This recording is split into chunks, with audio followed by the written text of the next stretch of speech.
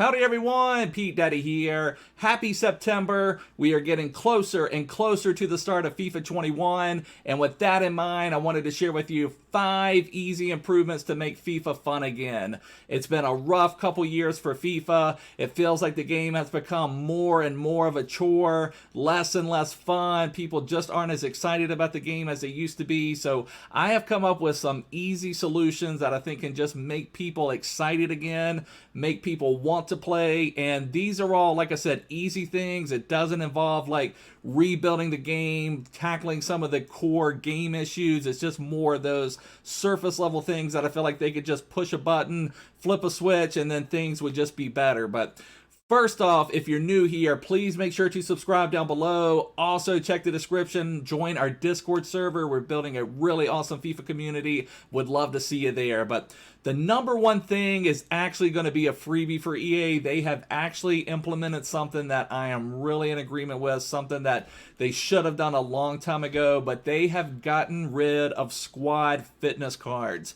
Now, this is something I've talked about a lot. Playing the game actually costs you money if you use squad fitness card. Like if we go into the transfer market, if we look for a squad fitness card for 1,000 coins, there's nothing on the transfer market. When you play a match, you get anywhere from like 400 to 600 coins. But if you use a squad fitness consumable at the end of every match, which I feel like you almost have to do, you're actually losing coins playing the game. And that is a key thing that needs to be fixed. They either need to turn it up, when we get those coin boosts and say we get 1,500 coins per match, I think that just needs to be the normal of what you get for playing the game. People make too many coins from trading, which is fine. That's all fine and dandy, but there are those of us who like to play the game, and you just get held back because you can't make any significant coins just from playing the game. And that sounds so crazy when you say that you cannot really advance that well just from playing the game. Now, you can get your rewards and things like that, but honestly, sometimes the rewards you get are not that great. You still get some of your best stuff from trading, working up your coins, getting something lucky in a pack at some point. So that is 100% amazing. So I will salute EA on that. Squad fitnesses should have been gone a long time ago, so I'm glad to see they are gone. With that in mind, the number one fix on my list, and actually there's going to be a couple more than 5. It just sounds cooler when you say 5. I think I've got 6 or 7 or whatever it is. I'm sure I'll probably think of something else. But another thing that should just be gotten rid of is contracts. I mean, if we look at our consumables here, if I go over to my contracts, I've got 659 gold contracts. All of these are untradeable. 388 rare gold contracts, all untradeable. So, the contracts have just become pretty much worthless at this stage of the game with how many things are in packs. Just completely get rid of contracts. They're only just a slight nuisance. That's just a minor thing overall, but, and they've made it a little simpler this year. If you have a player, let's see if I've got a player with less than 2 contracts.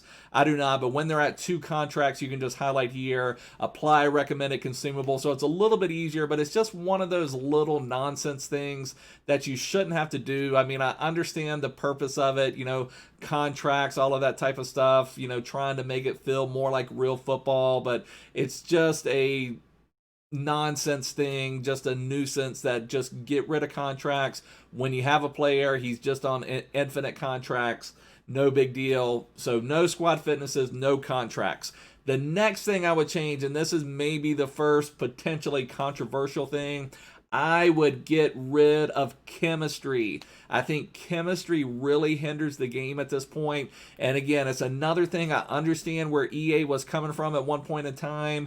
And maybe if they want to make it more positional, like I understand if you were saying, hey, Jamie Vardy, I want you to play keeper for us, maybe he'd be a little upset. Maybe he'd be like, nah, I don't want to do that.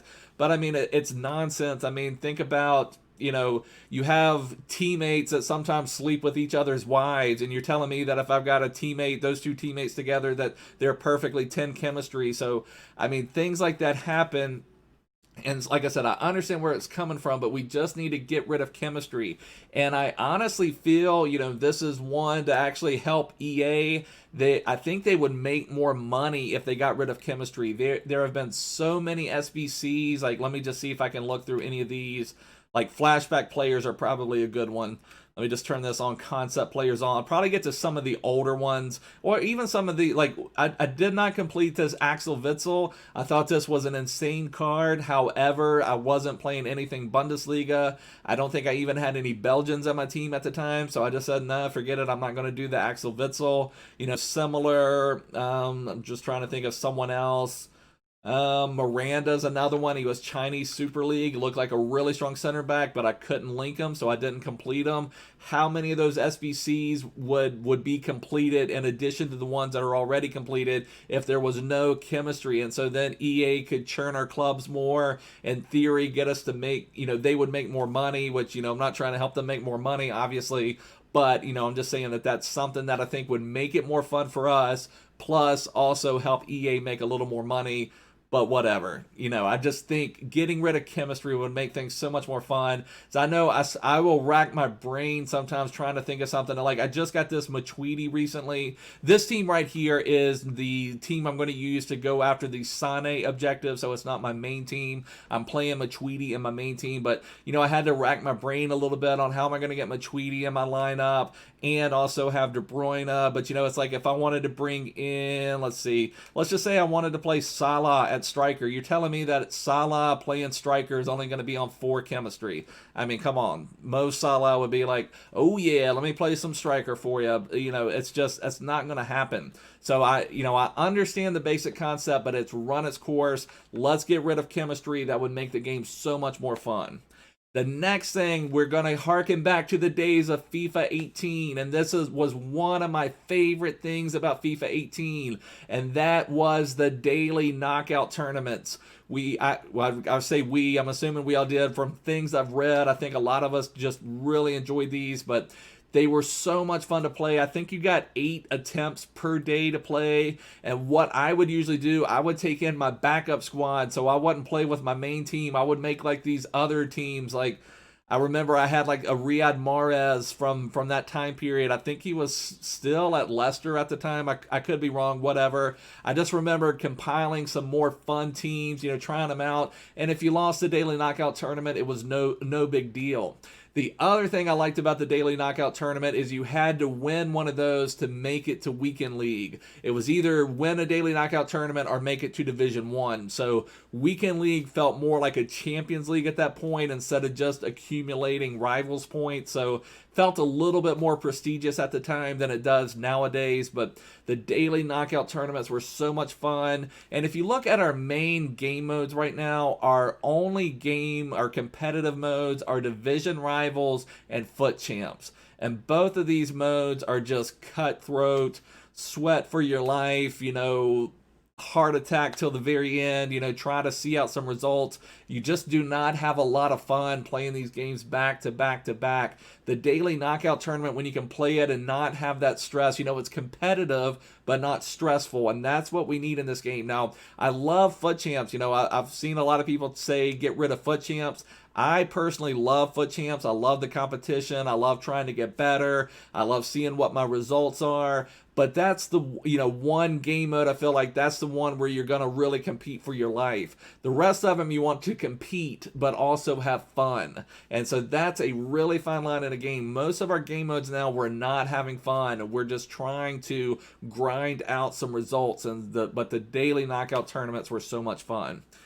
And then that leads me to number 4. This one has always baffled me. We have a FIFA license. We now have a Champions League license. We this year got a Libertadores license, but we do absolutely zero with them in Ultimate Team outside of just having some worthless cards. So, if we go to our players, we can have, let's see, I mean, they do have some of the boosted cards, but I'm just talking about the main, this Champions League common cards that are just completely the same thing as the gold cards. Last year on FIFA 19, the Champions League cards were a +1 boost. But what I'm talking about, why can we not have a Champions League tournament? Why can we not have a World Cup mode? That was, again, going back to FIFA 18, one of the most fun things about FIFA 18 was the World Cup mode. It was something different to do. You were making different teams. You were building different things. And so it was a lot more fun. So I feel like if we could have a separate mode where we have a Champions League. The other thing you could do, you could combine seasons with Ultimate Teams. There's no reason that we couldn't do that.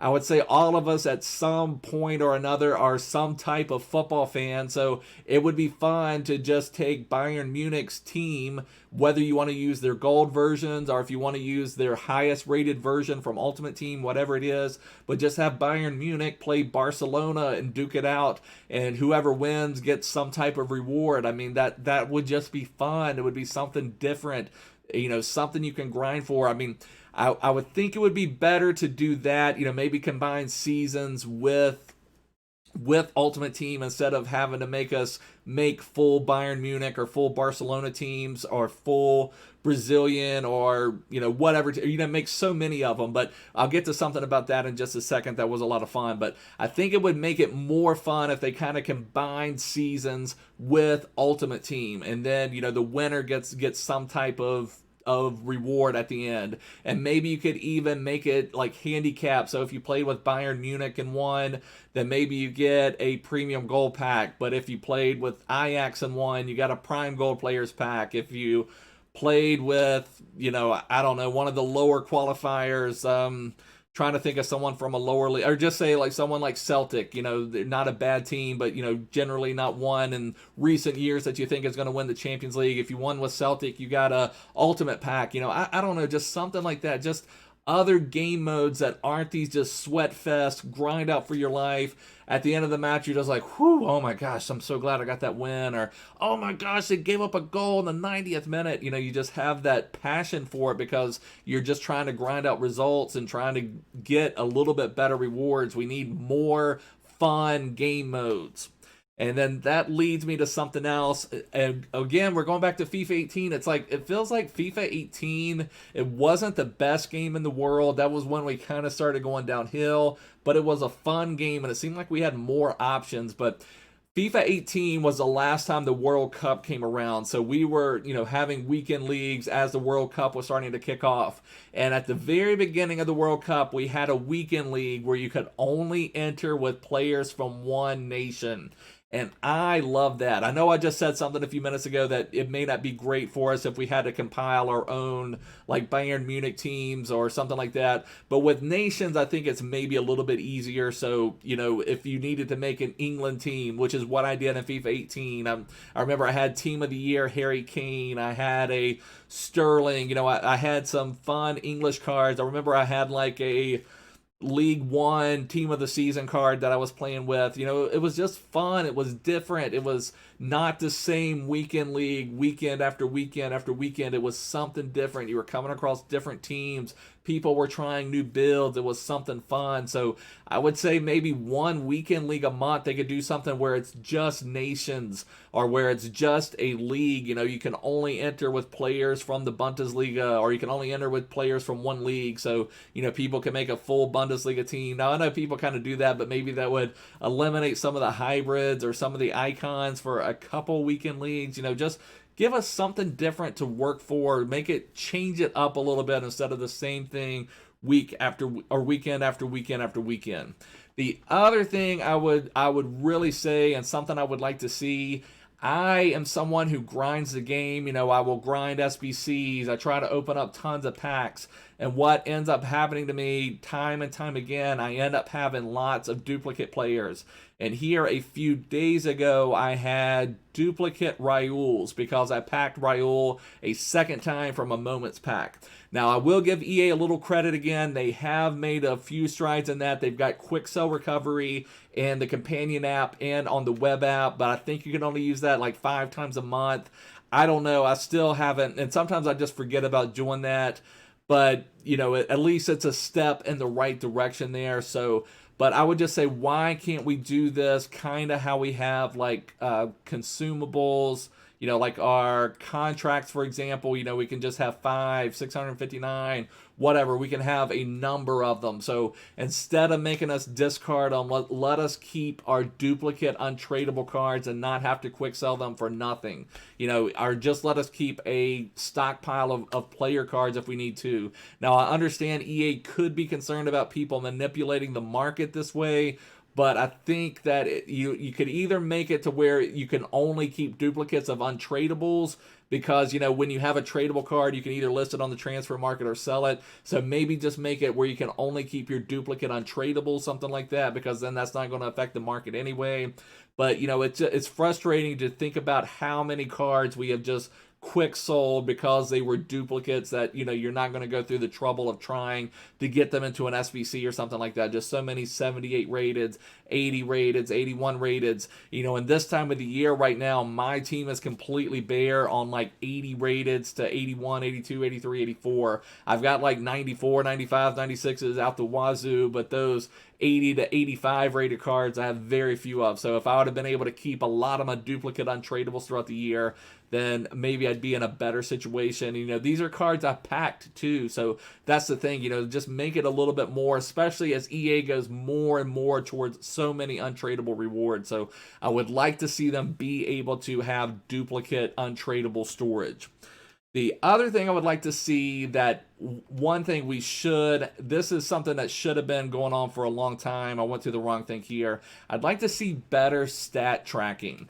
And, any of us who have completed objectives, we know for a fact that EA can track all sorts of crazy stuff. So, you have to do left-footed finesse shots from outside of the box, or, and so EA knows when you complete those. They know when you complete a cross, a volley. They know what you've done. But what's frustrating when you complete these objectives sometimes, sometimes I feel like, oh, I did a finesse shot, but EA maybe didn't track it that way. So, but you have no way of knowing until after the match. You go and look and see, oh, well, that didn't register as a cross, or that didn't register as a finesse shot, or that didn't register as whatever. But all we have had for years and years and years in FIFA for stat tracking is games played, goals scored, assists, yellow cards, and red cards. But the thing is, and sometimes you look on the transfer market or look at what other people are doing, and you don't know if that person played 51 squad battles games on beginner and they have 500 goals with a player. You don't know if they played, you just don't know that spread. So what I have done for years is any of my main team, I never play them in squad battles because I'm trying to trying to keep their stats as clean as possible. But what also happens, right now is a perfect example. I'm going after this Leroy Sané, and this one's not as bad as normal, but a lot of times I would have someone like, normally Ribery is either my cam or my striker, but for this team I can maybe play him out here out wide, and so that would maybe skew his stats a little bit, because his games where he plays cam and striker, he's going to get more goals versus when he plays at left wing or lamb or something like that. So it makes a difference on the stats. I wish you could see like stats per position or stats per 90 minutes. If you bring on a sub like Ibra has become one of my favorite subs of late.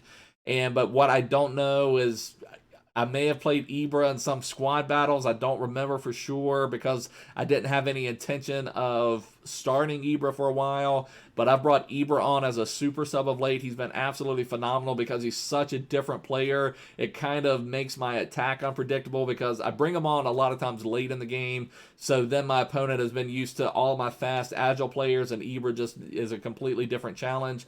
But anyways, I don't know, what his record is per 90 minutes. Just so many things you could have. And also, for instance, like, it'd be nice to know how many clean sheets does Ter Stegen have. I know Ter Stegen is almost at 500 games with no goals and no assists. I do know that. He did get a yellow card, but what does that really help you when you're trying to look at evaluating a keeper? So stat tracking is something that could really help out this game a lot, take it to the next level. And the thing is, we know that they can track this stuff based on the objectives. And I guess one more thing, just while I'm thinking about it, I hadn't even really thought about this one much, but we have a lot of opportunities. I felt like they had some good ideas this year, but we have this whole milestone section that was just a complete and utter mess. They first released this Politano card, and some of us went through and did them. It did not have win conditions, so we just gave free wins and, you know, completed the Politano. Then the next one to come out, I believe, was this Trossard card, or it was this one up here, this Trossard card. But now it had win conditions attached, so it made it a lot harder. It was kind of a pain to have a Burnley player bang in 2 goals and a rivals match. So, you know, this Milestones thing could be so much fun if it was worked properly and rewarded people for grinding the game. But anyways, I just wanted to share with you these easy things that I think could help improve the game, make FIFA fun again. Let me know down below some of the things you think that could make the game more fun. Now, I know obviously the servers and all of that type of stuff, but I'm just trying to talk about quick and easy fixes that EA could just turn a button, flip a switch, and give them to us and make the game so much more fun. But anyways, this is going to wrap it up. If you're new here, make sure to subscribe, follow me on Twitter, follow me everywhere, but I'll see you guys soon. Bye.